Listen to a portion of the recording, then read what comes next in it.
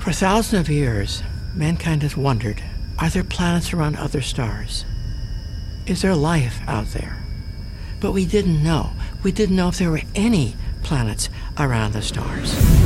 0 and liftoff of the Delta II rocket with Kepler on a search for planets in some way like our own. Before the launch of Kepler, most of the planets we knew about were really big planets like Jupiter. But Kepler was so sensitive that we started finding smaller and smaller planets.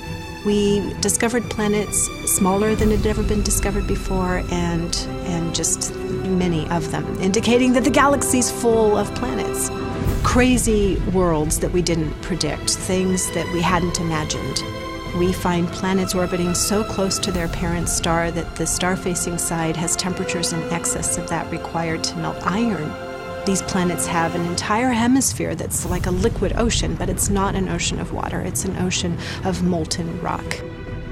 We see planets that are orbiting not one, but 2 stars. That is, if you look in the east, you'd see not 1 star rise, but 2. Almost all the astronomers that I know grew up reading science fiction. That's why a lot of them got into the business of looking for planets in the first place, to find out if any of this, fantastic speculation that inspired us could be true. And now we find out that, yeah, it could be true. We learned from Kepler that the most common types of planets in the galaxy are unlike the planets in our own solar system. These worlds are intermediate in size between the Earth and Neptune, but we're not exactly sure what they're made out of. What are the things that we know now that we didn't know then? I mean, things like planets are ubiquitous.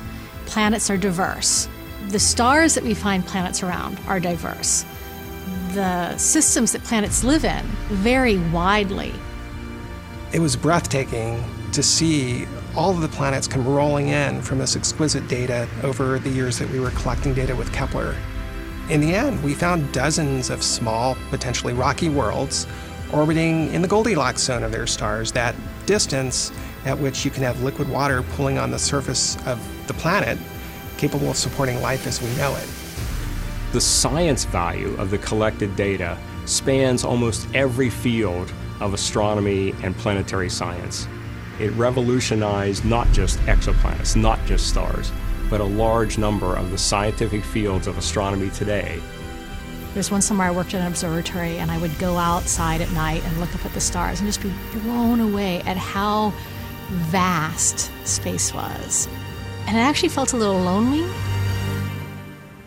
And when I go out and look at the night sky now, rather than being awestruck by the vastness, I'm awestruck by the possibility.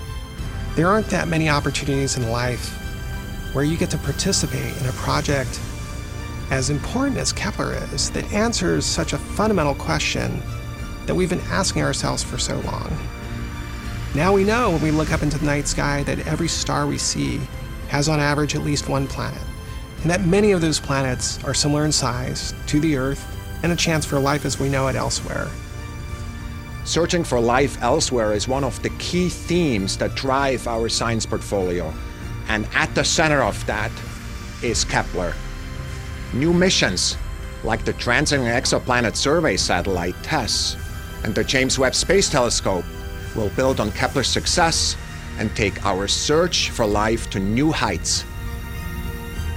It has been extremely gratifying to see the data come back from the mission and show what we wanted to know, give us the answer. Many stars have planets. A lot of these planets are Earth-sized. That's Kepler's legacy, this new knowledge that we have about planets around other stars.